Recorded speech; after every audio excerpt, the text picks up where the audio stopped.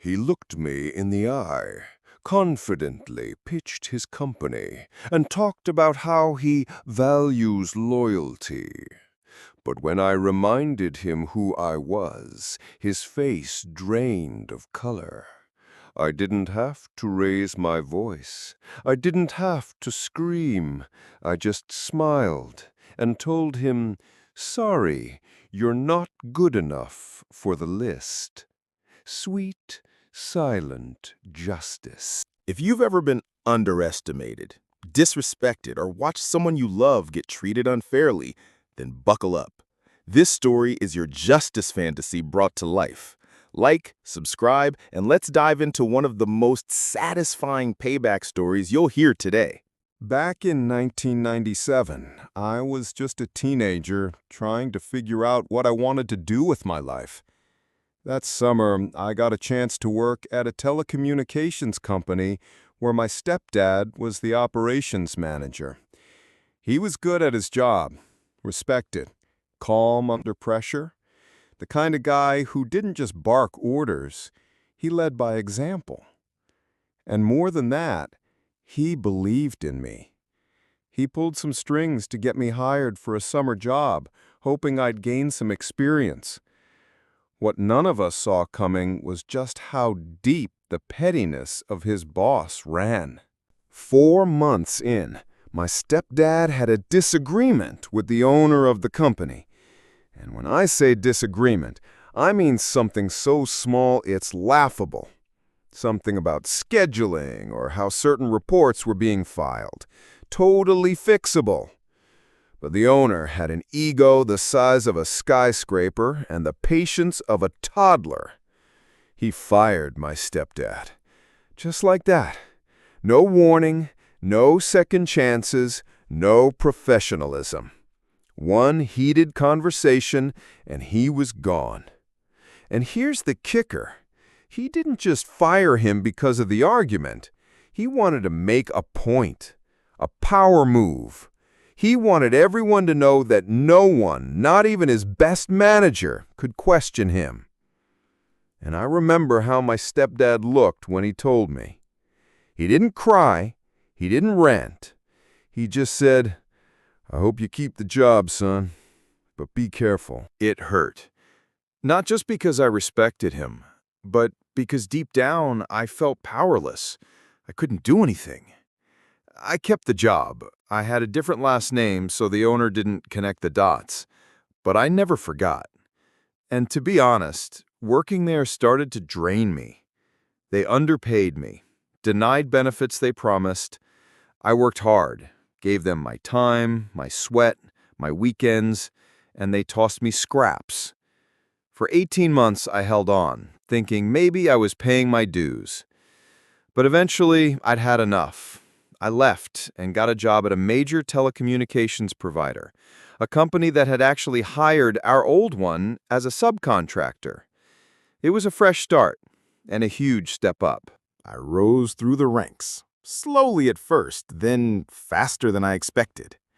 And after a few years, I landed a position that changed everything. I became the person responsible for hiring contractors, companies just like the one my stepdad and I had worked for.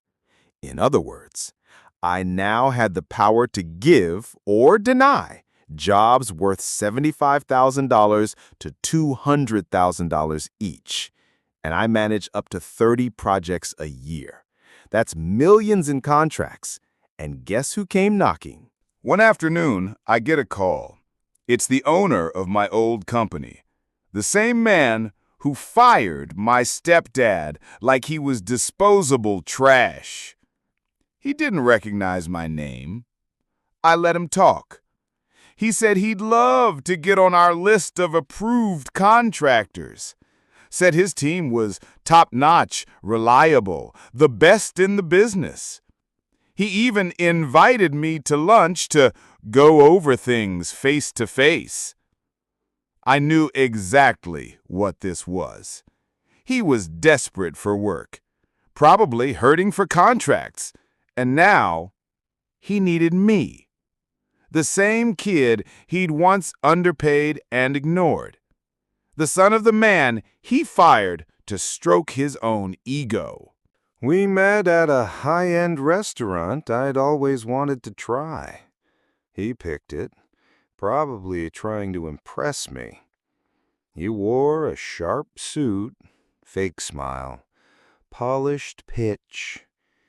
He went on about his company's capabilities, how he valued loyalty, how they take care of their people.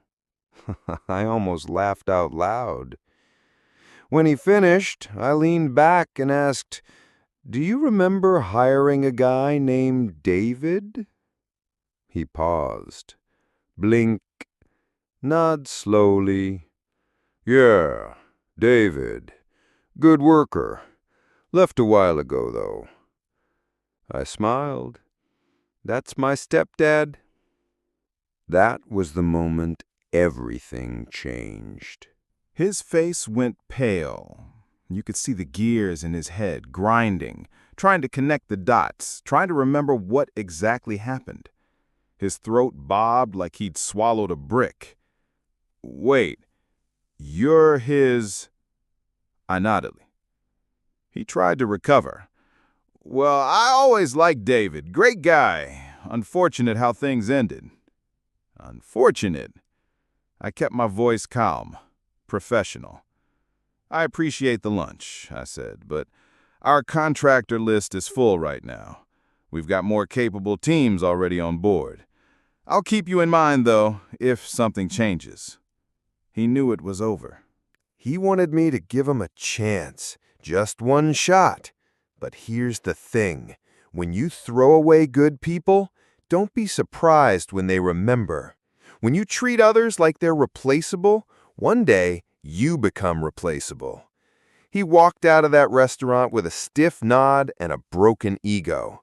And I went back to work, knowing I had delivered the justice my stepdad never got, without screaming, without burning bridges, just with the truth and power he never thought I'd have.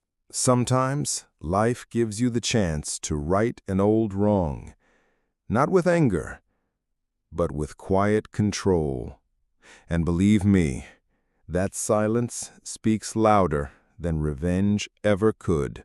If this story gave you chills or reminded you of someone who underestimated you, smash that like button. Tell us in the comments, what's the most satisfying revenge you've ever seen?